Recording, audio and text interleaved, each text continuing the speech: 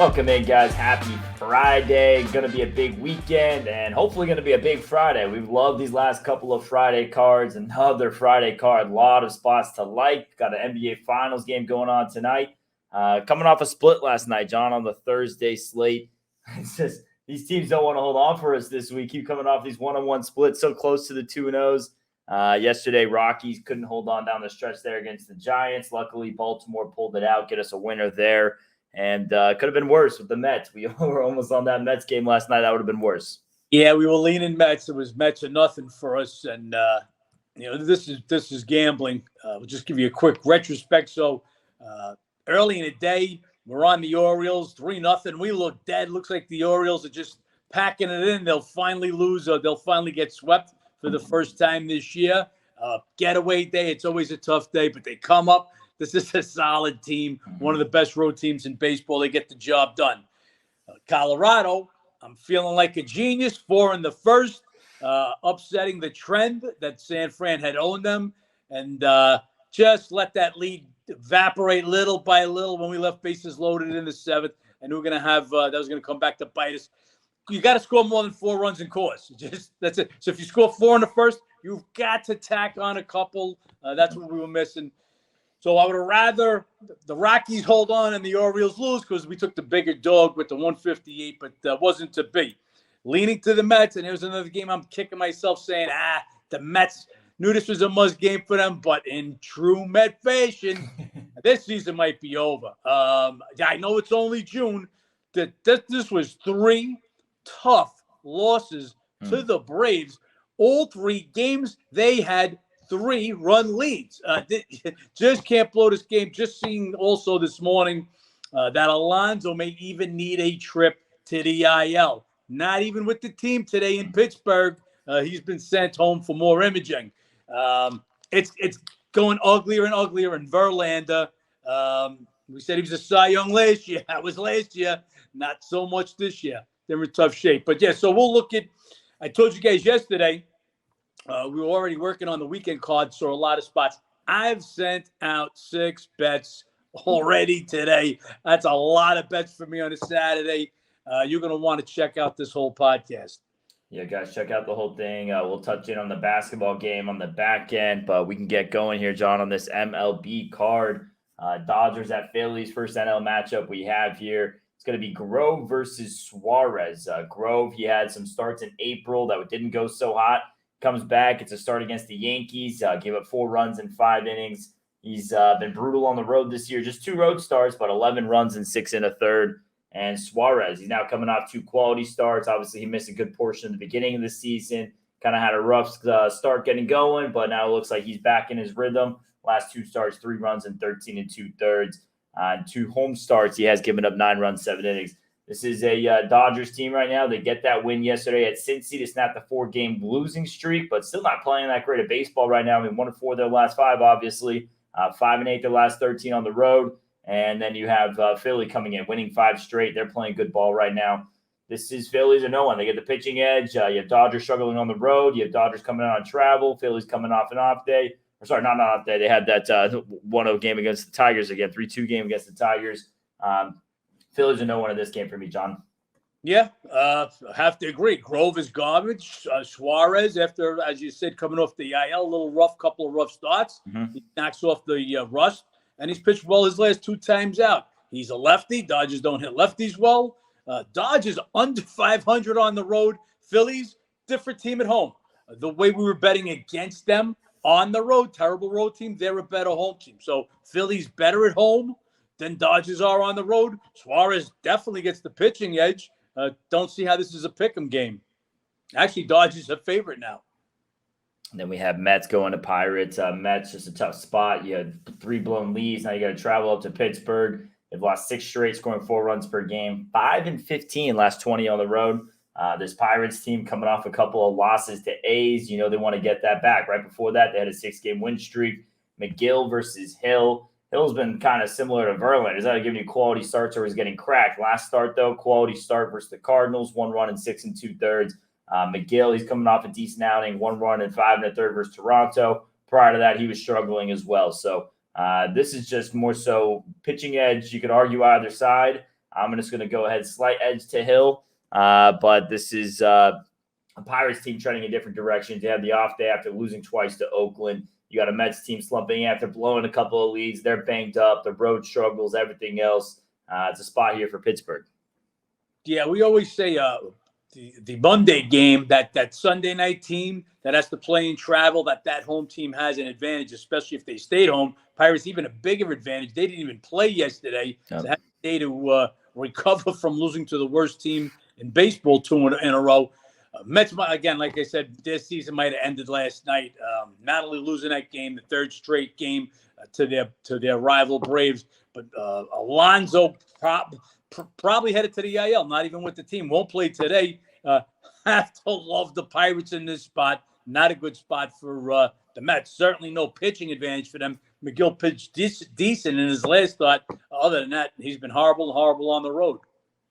Then we have Nats at Atlanta. Atlanta does really well in this matchup. Not quite as dominant in Atlanta. They really own them in Washington. They won 2 of 3 at Washington earlier this year. 6 of 9 in Atlanta last year.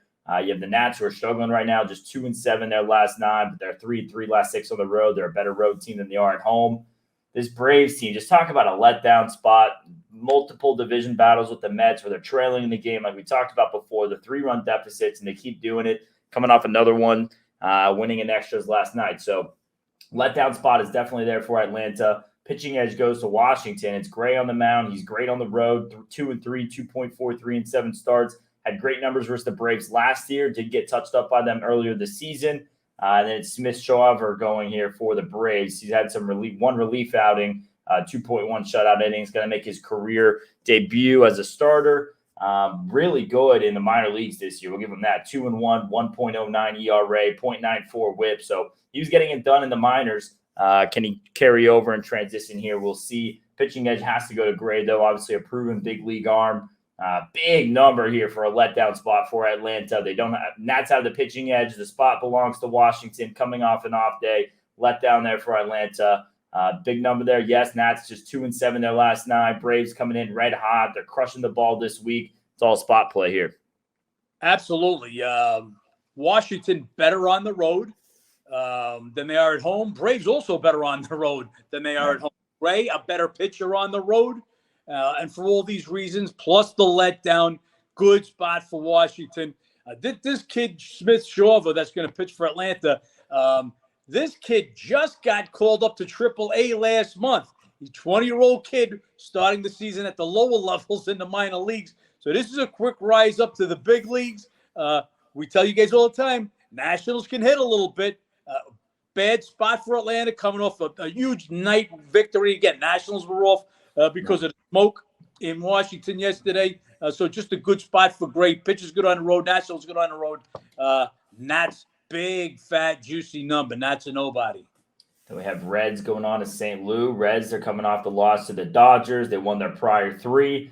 Cards, they snapped their 5-game losing streak with a 1-0 win at Wednesday. They're coming off an off day. Lively versus Montgomery. It's Lively who gave up 5 runs his last time out. Prior to that, 4 runs in 17 and a third. He was pitching good baseball. Montgomery, Cards has just lost 10 straight of his starts. He's last 5, 0-3, 6.98. Pitching edge has to go to Lively. Montgomery's been unbackable lately. He has been even worse at home. He's gone 1-3, 5.74 in his 5 home starts.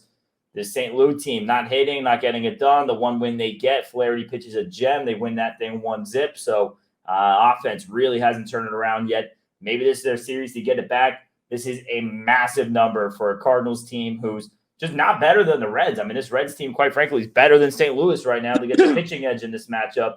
I can't understand this price. It is massive. Yes, I understand the Cardinals were the favorites in this division coming into the year. On roster, on paper, you might want to say they're the better team, but just like San Diego, mispriced here based on the on-paper projections. Don't look at the names. Just look at the stats.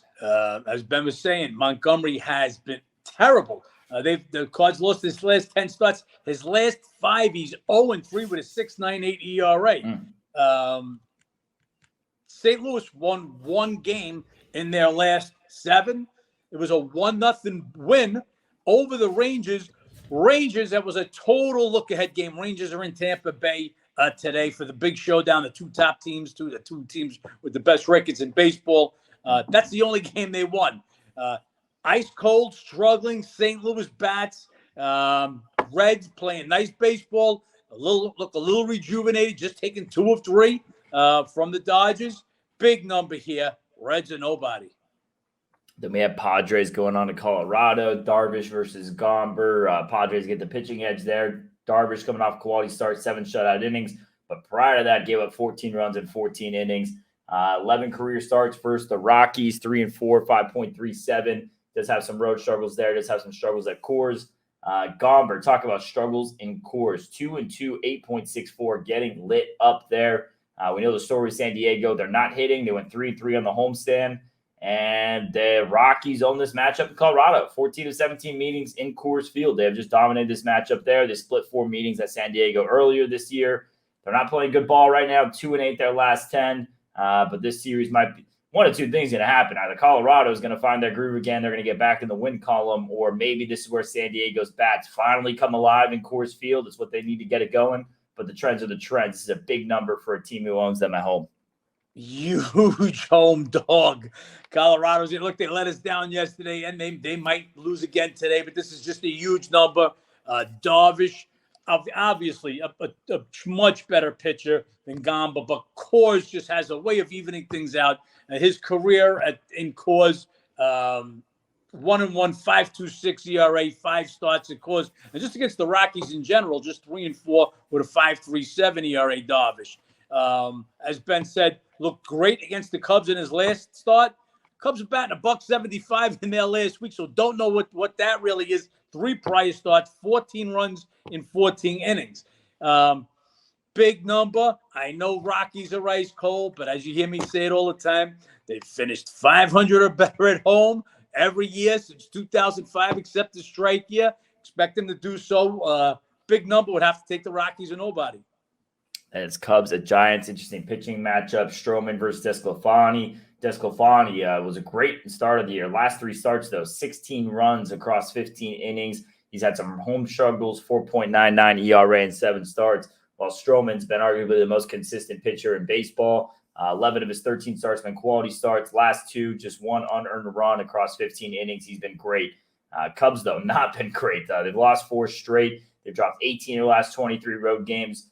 This is I can't bet San Francisco here with the way DeSclafani's been going. They do dominate this matchup. They've won 11 of the last 14 meetings. Pitching edge goes to Stroman. Just can't bet this Cubs team. Not a big first 5 guy. Maybe this is a spot you get the Cubs first 5. Maybe Stroman keeps them in there with one of those quality starts. They're not hitting. They hit 171 this week, so it could be an under game, but just tough to get a read. Massive pitching edge there for the Cubs, but can they buck the trend of, 1, the road struggles, but 2, their struggles against San Francisco? Right, can't back the Cubs because of the way they're playing on the road. They're not hitting. San Fran is hitting. Obviously, these last 3 games were at Coors. Another come-from-behind victory. We said they got all their guys back in the last couple of days. Conforto, Estrada, and Peterson. But you can't back DeSclafani because of the pitching mismatch. So we'll pass on this game because I've already got 6 bets out there today. Then we have a fun matchup, John. Rangers at Tampa Bay, the best 2 offenses, the best 2 records. Rays sitting right now 46-19. Texas sitting at 40-21, coming off that loss to the Cards we were just talking about. Meanwhile, Rays, they've been taking care of business. They have now won 6 straight. 2 teams getting it done all season long. You have Heaney versus Glasnow. Glasnow looked decent in his second start there against Boston. Allowed 1 run and 5 in the third. Prior to that, he got roughed up in his first start back. So still probably not going to have too much of a leash. We'll see how much further they let him go if there's any kind of a concern with the pitch count. And then he's actually been really good on the road, 1-1, 1.82 in 4 starts. Hasn't faced the Rays since 2021, but had 6.2 shutout innings against them. Pitching edge, I'm going to still say it's Glasnow, even though Heaney's been solid on the road. That might be a little bit more historical backing, but his stuff has looked good. Even in his rough outing against the Dodgers, still had 8 Ks, 1 walk, and 4 2/3. So stuff was still there, just kind of polishing it up a little bit. This is a big number for the Rangers. This Rangers team, I mean, obviously we're talking about second best record in baseball. The offense is the best offense in baseball. Can they get a good outing here from Heaney today? So it'd be Texas or nobody. Do you want to go against Tampa Bay 29-6 at home? Just ridiculous. Yeah, big number. Would have to be Texas or nobody, but that doesn't mean I'm on Texas. We'll wait to see if Yandy Diaz is in He's missed the Rays' last 2 games. He leads the team with homers and batting .316. Rangers that offense is explosive. Again, lead in scoring and hitting .277. They got blanked the other day, but believe me, that was a total look-ahead game. St. Louis comes in and throws the shutout against them. You'll see those bats back in action tonight. Could be a lot of scoring in this one. Glass now, we'll see. It's only 2 starts back. What is he all about? That this is a war. Would have to take the price with 2 of the best teams in baseball. Don't know what you're going to get out of Glass now, like I said. But not jumping on this one because I've got 6 other bets. We'll see. Again, if Diaz is out, it would have to be Texas or nobody, though. The Red Sox at Yankees. Horrible spot for the Yankees. They're coming off splitting the doubleheader with the White Sox and the rough conditions up there with all the air quality issues. Meanwhile, Red Sox, they're coming off a win at Cleveland. They have lost, or coming off a loss at Cleveland. They've lost 5 of their last 6. They're not playing good ball right now. Whitlock versus Cole. Whitlock, just 2 starts since rejoining the rotation. Second one, 4 runs in 4 2/3. He only had relief outings against the Yankees last year, but 2 runs in 9 1/3, pretty good across 6 outings. Garrett Cole, he's been solid. They've won 11 of his 13 starts. He's coming off a quality start at Dodger Stadium. Prior to that, though, gave up 11 runs in 11 2/3. And of all these AL East teams, Red Sox just have his number to go 2-0, 5.59 against them last year. Gave up 9 homers across 29 innings. This is a tough spot for the Yankees. Garrett Cole kind of has Red Sox have his number a little bit. Still give him the pitching edge over Whitlock, but it's just not as drastic as what this price is saying, especially if you include the spot the Yankees are in. I mean, using a lot of that bullpen yesterday. So Garrett Cole, he might be looking a little shaky, and Boone might be hesitant to pull him a bit early.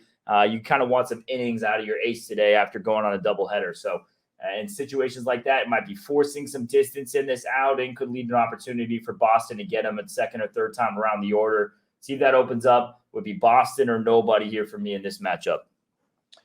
Yeah, it's a tough one because the Yankees are in a tough spot, and the Red Sox have had Cole's number, especially last year, and especially Devers. But Red Sox just don't hit away from Fenway Park. Now batting .227 on the road this year.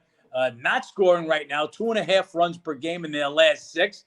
Whitlock, do I want to back this kid against Cole? Look, Cole rebounded last time out with a great start against the Dodgers at Dodger Stadium. The sharps are on the short here. That number opened up 161 on the overnight. Right now, we're looking at 142 at Circa, 144 at Sports 401. So the sharps, they're on the dog here. I could see why. I just can't pull the trigger, like I said. Red Sox not scoring, not hitting away from Fenway. Whitlock, 4 runs in his last time out. Tough one. The Yanks got their ace on the mound, but a bad spot for the Yanks, no question about it. Just not a spot. I got better spots than this one. Yeah, Nestor Cortez made those comments as well that, their tension with the Sox isn't what it is with Toronto and Tampa Bay. So maybe Boston might come make a statement this series. We'll see. KC at Baltimore, Lynch versus Wells. Wells definitely gets the pitching advantage. Lynch, second start back, 5 runs in 5 innings.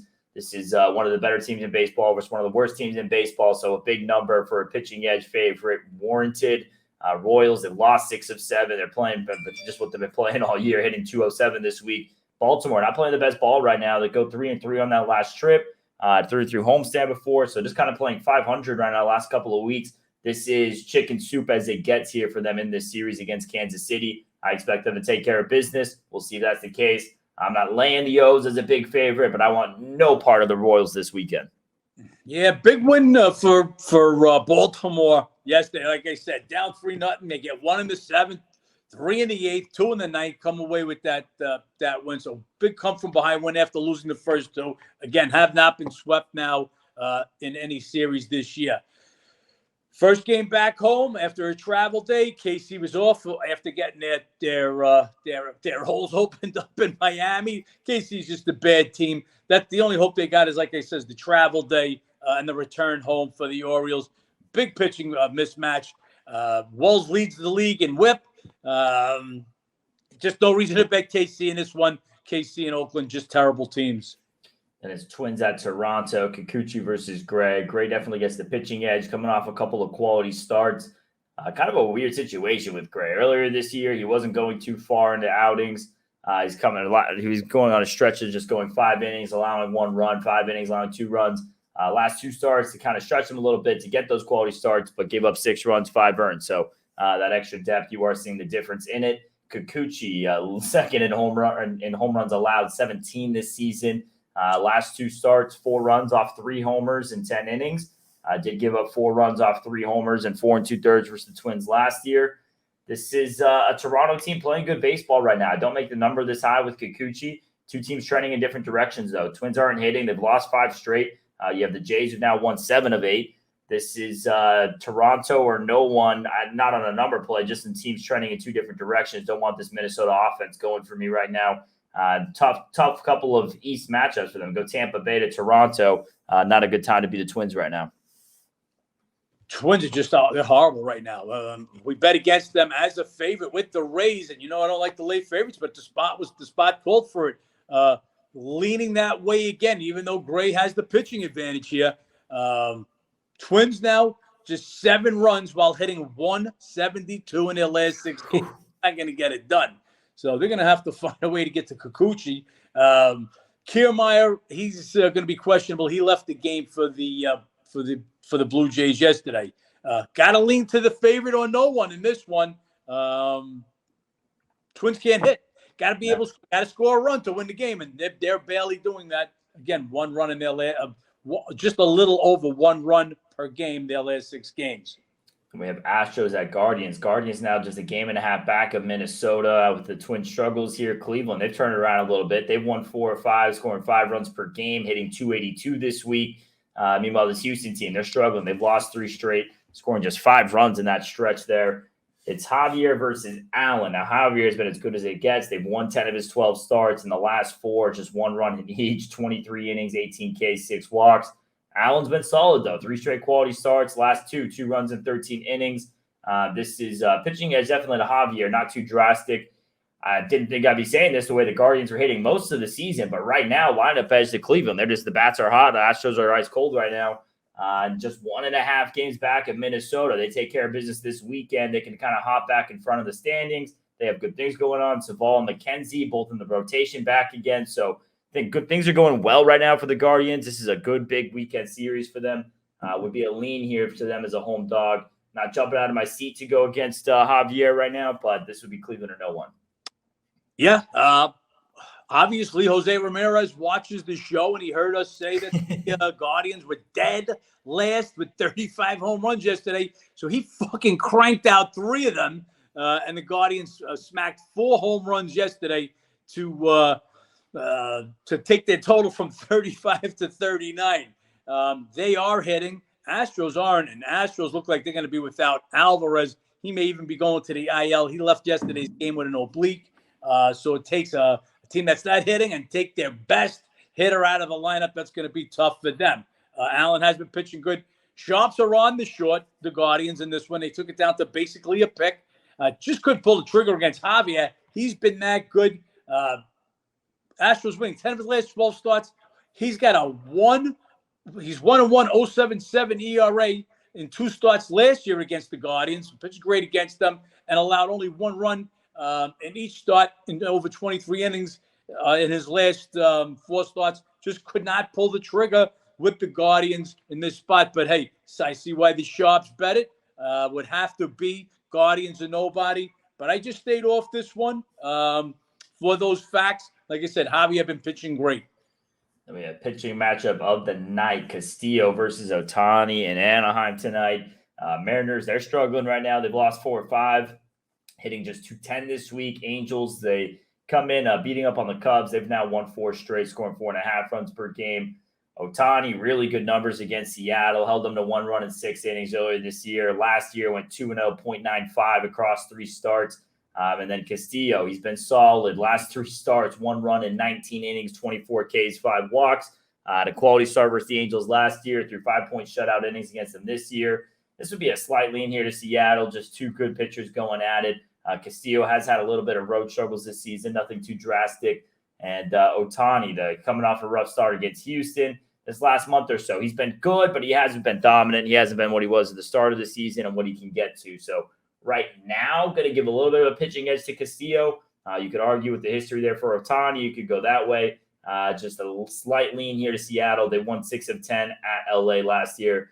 This is just going to be a game that I'm able to watch as a fan. I mean, just a great pitching matchup altogether. Yeah, these Sharps look like they're on the short a little bit here also. The Mariners a little bit. I think the number's right there. It's a fair number. 2 aces going at it. Mariners need a W. They've been losing. Angels they swept the Cubs. Cubs are hapless, especially on the road. But Ohtani hasn't been great. So we'll see how this one matches up. Castillo don't want to buck him. But I think the line is right where it should be. Then we have D-backs at Tigers. 2 teams affected with the air quality issues. Detroit was playing at Philly. D-backs playing at Washington. They get the day off yesterday.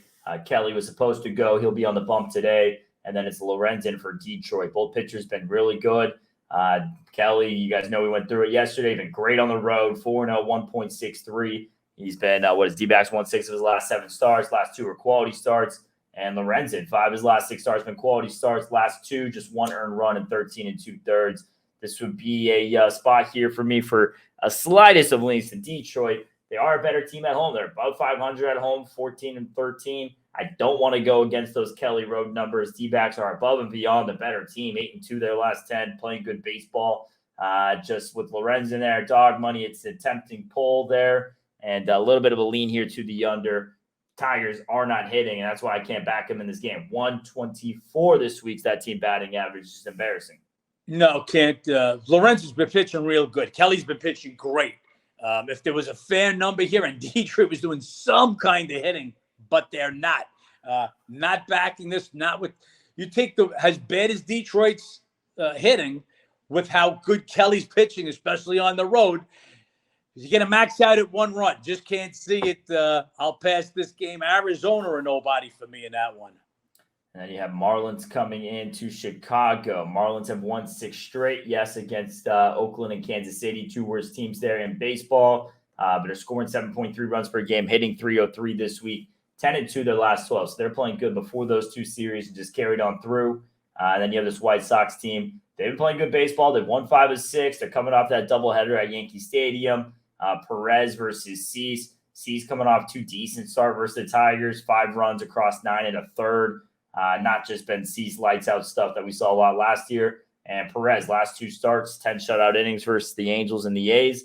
This Marlins team beating up on those 2 bottom tier teams like we talked about with KC and Oakland. White Sox aren't too far off a step from that. Yes, they've been playing better. We keep waiting for them to turn around. Perez, he's been pitching better than Cease right now. So you could argue a slight pitching edge there if you want to go based off Cease's name. And historically, sure, he's the better pitcher. This is a big dog price for a Marlins team who's won 6 straight. All the confidence in the world. Yes, it's against Kansas City and Oakland, but that's still 6 MLB wins, and they get to go beat up on another bottom-tier Central team to keep it going. Yeah, red-hot hitting, but again, KC, 28th in team ERA, last in team ERA. So get all that. This is more of a bet against the spot with the White Sox. Tough doubleheader under those tough circumstances in New York yesterday. They got to fly. Marlins with the day off. Cease, just not the same pitcher. Just not the same pitcher this year. Been struggling his last 2 outings. Didn't get 10 complete innings. He got 9.1 innings, giving up 5 runs off 6 hits, 14 Ks, 7 walks. Those 2 starts were both against the Tigers, who were just telling you can't hit. Yeah, got to be Marlins and nobody in this one. And then last game, Oakland at Milwaukee. How about this A's team? Last couple of nights, put up 20 runs against Pittsburgh. Won last 2. That was after the 5-game losing streak. And then you have this Brewers team. They lose to the O's, but they won 5 of their last 7. Pitching edge definitely going to go here to Milwaukee. Hauser's been solid, 1 run or less in 3 of his last 4 starts. Bullpen or opener for the A's with Maul. We'll see how long. It's supposed to be Medina coming in long relief after him, so he'll probably take the bulk of it. He's been bad. They've lost all 6 of his starts. Last 2, 11 runs and 7 1/3. Don't want any part of this A's team with his pitching. Bass did wake up a little bit. Big number here. But after winning the last 2, even with the off day, not interested here in Oakland in this spot. Yeah, Miles a lefty. He'll start. He'll be the opener. You guys, if you follow, you know the story. Brewers just can't hit lefties, so they'll get whatever they can out of him and then turn it over to Medina, who is garbage. Houser, you got to give him the pitching advantage. Milwaukee looking like they straightening their stuff out. Blow a game yesterday they shouldn't blow. I'm glad they did, but that 3-0 lead in the late innings, they got to finish that one off. They're the best team in the Central. The only teams that are behind them, look, Cardinals are deep. Cardinals can go on that run that they usually get. We thought they were on it earlier in the season, but that followed up with a ton of L's. But yeah, you could see Brewers just starting to open it up a little bit over Pirates and Cincy. I don't think they really feel threatened by either of those teams. You got to watch those lackadaisical days. Only chance Oakland has is if they come up and they sneak up on somebody. We'll see if that happens again. The bats were red hot against the Pirates. See if they stay hot at Milwaukee. Hauser actually has been decent since coming back in 3 of his 4 starts. 230. And yeah, that's what the numbers should be. I see the A's as almost a 2-1 or bigger dog every day. They're that bad of a team. That's the MLB card, John. Like we mentioned before, a lot of bets already out today. A lot to like. If you guys for watching, paying attention, those of you guys who watch, you guys should know some of the spots we're already looking at there. You can pick through a little bit. And then we have an NBA Finals game tonight, John. Game 4 back in Miami. 2-1 Denver lead on the series. Give home court right up. Line a bit steeper here, 3.5. That's what Game 3 closed at. And this total definitely a lot lower, 211 here. It's been dropping off throughout the series from 219.5 in Game 1 all the way down to 211. And like I said last episode, it's going to be a point here. These totals, you just have to go under the rest of the way out. That's how these playoff series tend to go. So lean under on this game again tonight. Miami's not getting it done offensively in this series now. This would be they're the way they're playing with pace. I mean, I've got the spots on Miami. You can't go against Miami as far as the side. The only way I see them winning this game is a low-scoring battle. Their defense is going to have to step it up. But big performances from Denver in last game. I mean, can Murray and Jokic, I mean, obviously Jokic can repeat, but can they both repeat that to that extent? And the three-point shooting, that's what this has come down to a lot. But like the under tonight, it would be a lean to the side with Miami. Don't know if you're thinking the same thing there, John. Ratings-wise, it could only be the Heat at home plus these points. Are the Heat done, though? Are they burnt? Are they toast? Did they run as far as they can run? That's what it looked like in the last game. After winning that game in Denver, they basically pull a no-show in Game 3. Denver comes with the game of games.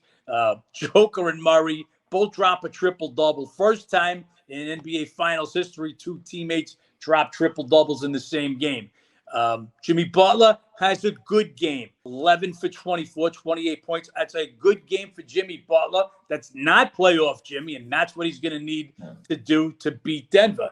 The rest of the Heat starters, 12 for 43, 27.9% from the field. And that's just not going to get it done.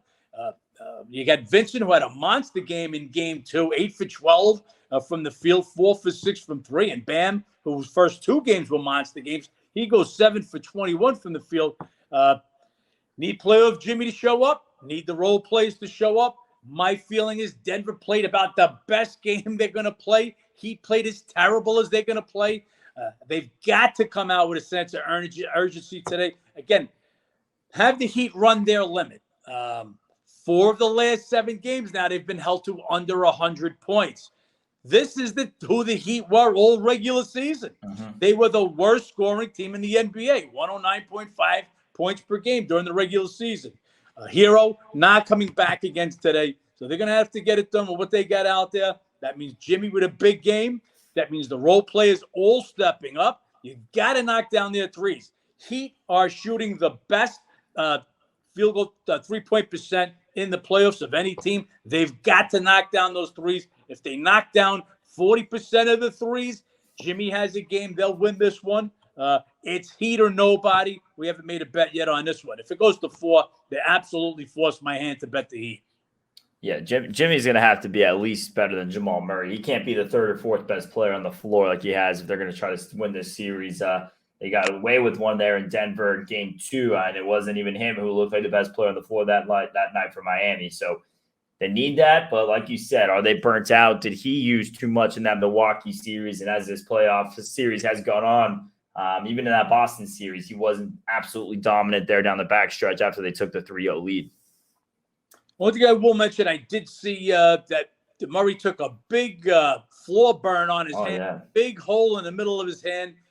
I can't imagine that's going to affect you a little bit. Ball handling, passing, shooting. We'll see. Again, Heat or nobody in this one.